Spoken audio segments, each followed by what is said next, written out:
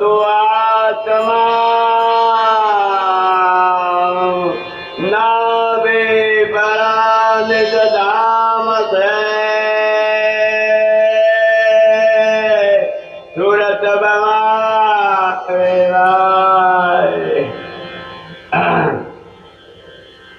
આપણે શ્રુતિ થોડીક ઓછી બોલવી. ભગતનો બહુ પ્રેમ હતો.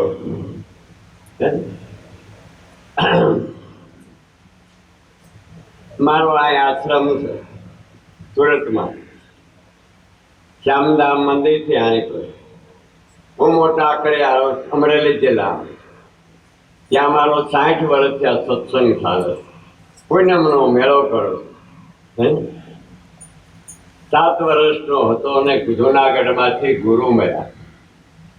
આખો પરિસ્થિતિ, મારા બાપુજી મૃત્યુ પામ્યા છે, મારા બા વિધવા હતા, હું ખેતી કરતો ખેડૂત હતો. પણ જુનાગઢ ગયો ગુરુ ગોત્યા. એને મને જે ઈશ્વરી લાઈન બતાવી, હું સાધુ થવા જતો ત્યારે એને મને ના પાડી કે સાધુ ના થાય. સાધુ એટલે જેને ઈશ્વરના ઘરની ચાલી ગઈ ને, જે ઈશ્વરના ઘરનું એ રૂપ કે ઘરવાળો જીવ પ્રાણ થઈ ગયો ને, એનું નામ સાધુ.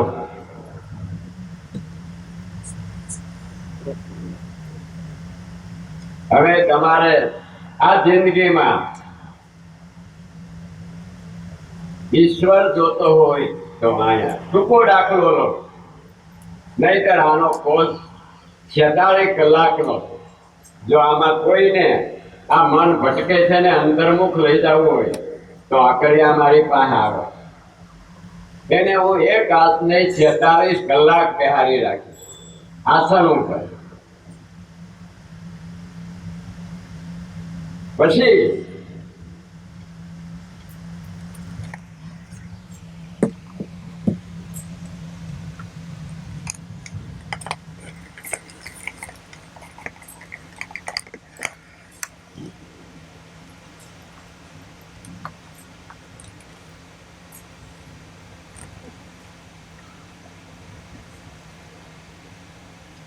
સાચા સદગુરુ મળી ગયા.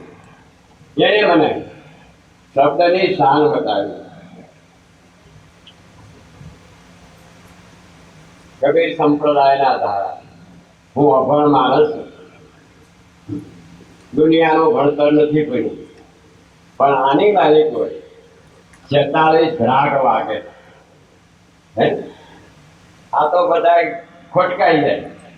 આ જે વગાડે છે ને એ તો કરોડો જણને ખોટકાતું નથી એવું વાજિંત્ર. આ વાજિંત્ર જો કોઈએ ન સંભાળ્યું ને તો આ તો એક દી ભારે પડી જાય. આ વગાડવા વાળા બહુ સારા છે, સુંદર વગાડે છે, પણ જો એને તાવ આવ્યો હોય તો આ હો વરે એમને વાગે નહીં. અને આને જો વગાડતા આવડી જાય ને તો તાવ હું પણ મરું છું એમાંથી વાગે.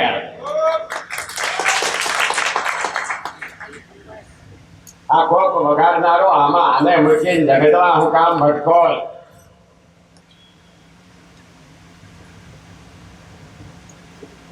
તમારી માલિકો એક પ્રાણ ઉપર જાય છે એની એક નીચે આવે. ટૂંકો દાખલો લઈ દઉં. આ જીવ નિર્ભય છે.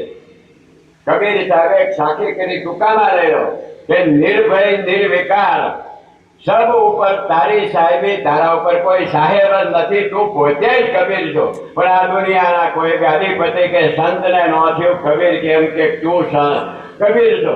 આ દુનિયાના કોઈ સાધુ બ્રાહ્મણોને કોઈને નથી થતું. હજી ઈશ્વર ગોતવા ક્યાંય ને ક્યાંય જાય.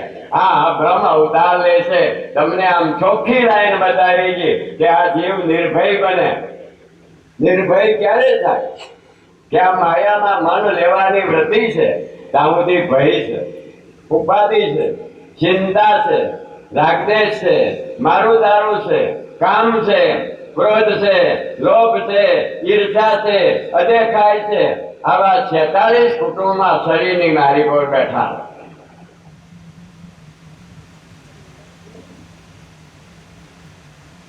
અને સદગુરુ મળી જાય જેને મહામંત્ર કહેવામાં આવે. મહામંત્ર એટલે શું? મહામાં મહા તારું મન એ મહામંત્ર જ છે.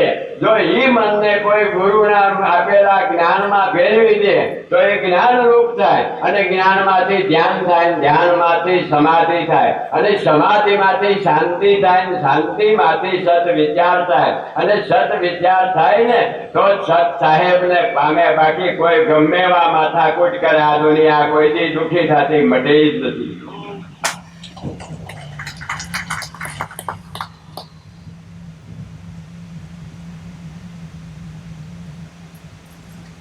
આ દુનિયામાં અહીંયા ગાયું છે, અહીંયા ભગવાન મંદિર છે, હનુમાન છે, રામ છે, પણ એની આરતી અને પૂજા અને એના ગુણ કોણ ગાય છે?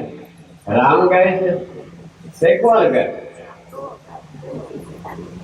હનુમાન દાદા ગાય છે ના હાલ હે, પણ આની મારી કોઈ ચેતન છે હે, એ ચેતન આ બગીચો ચલાવે. ચેતન એટલે પ્રાણ.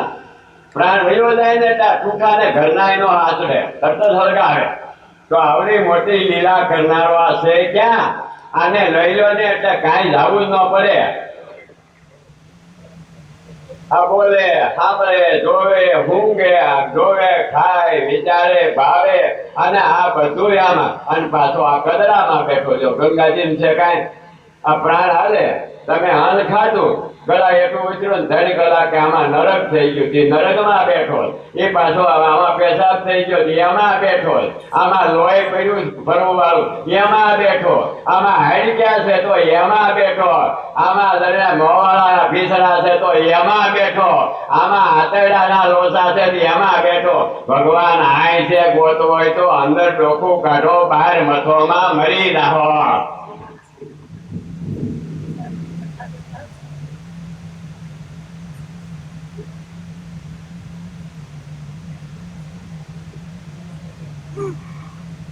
પાછા ભક્તો ગાય ખરા કે ઘટમાં ગંગા ને ઘટમાં જમના, ઘટમાં તો મેરુ મંડાણા, ઘટમાં સભી સમાણા. આ આખો સંસાર ઘટમાં જ સમાણો. હવે ભાઈ એમાં ક્યાં છે ભાઈઓ? કોઈ હે ભાઈઓ? નહીં નહીં.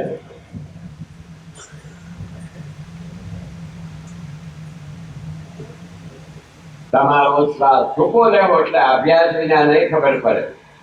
અહીંયા એક ભગત આવ્યા હતા, બહુ રોયા મારા પટમાં. 1.5 કરોડનું કર્જ થઈ ગયું, 3 કરોડનું. હમણાં મારી પાસે 13 કરોડનો કર્જ વાળો આવ્યો. 4 મહિના મુંબઈની જેલમાં રહ્યો, ત્યાંથી કાઢી આવ્યો. અને 13 કરોડ કર્જ વાળો મારો અમદાવાદનો 5 ફૂટની ઓફિસ ચલાવ્યો. ખાલી અને મેં વિશ્વાસ બંધાવ્યો. અમદાવાદમાં ફૂટ ભવાની પાસે રહે. એ માણસને માંથી કાઢ્યો. કોને કાઢ્યો? કોણ કાઢે? કોણ કાઢે?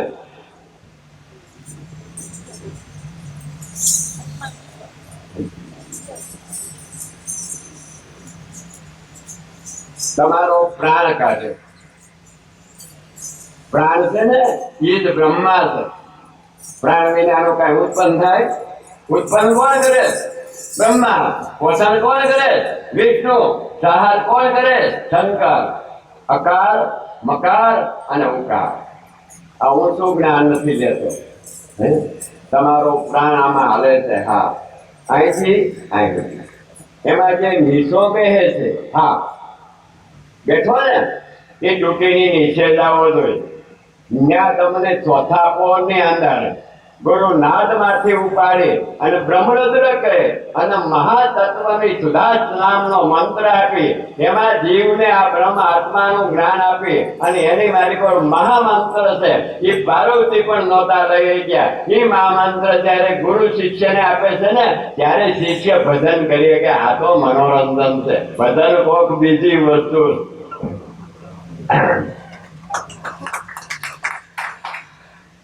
અને ભજન લાગ્યા પછી હું એને ભોગ આવે, ભજન કરતો એને હું સવારે રોવું આવે, એને ભજન કોક ગાયું દે તો એને કઈ ખોટું લાગે? ભજન શું વસ્તુ છે એ તો હજી આપણે તમારે મારે સમજવું પડશે.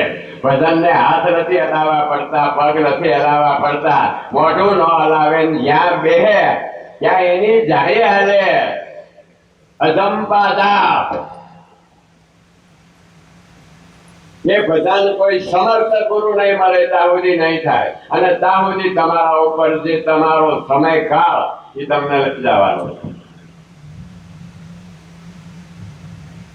કાળ અને એક આપણને દુઃખ પડે કર્મ, આ બે વસ્તુ નડે. કર્મ કોઈ તોડી રાણી જેવા જેસલના કર્મ ધોવે એવા ગુરુ મને કર્મ ધોવાઈ જાય. એનો એ માણસ પાપી, એનો એ માણસ દુનિયામાં પીર થઈ પૂંજાય. એને કોઈ પા ખાડા લેવા ન જવું, એ ત્યાં ખાલી ભોમાં ખાડો ખેડેલો ઠૂઠું નાખ્યું તો દુનિયા અહીંયા રૂપિયા ખાવાના ઢગલા કરી જાય. હવે લીધી ને સીધી તો તમારા પગમાં બેઠી હું કામ જગત વાહે ભીખ માગવા જાઉં.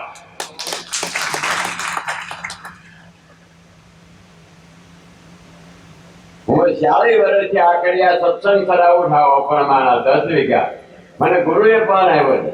40 વર્ષની કોઈને મજબૂત હજી કોઈ પણ એક પૈસાનો ફાળો લેવા નતા. 5000 મારા જમાનો આ મેં આશ્રમ બાંધ્યો 3 કરોડનો. આ મારા શિષ્ય લાડ બેઠા એને પૂછો માગ્યા આવે છે કોણ લઈ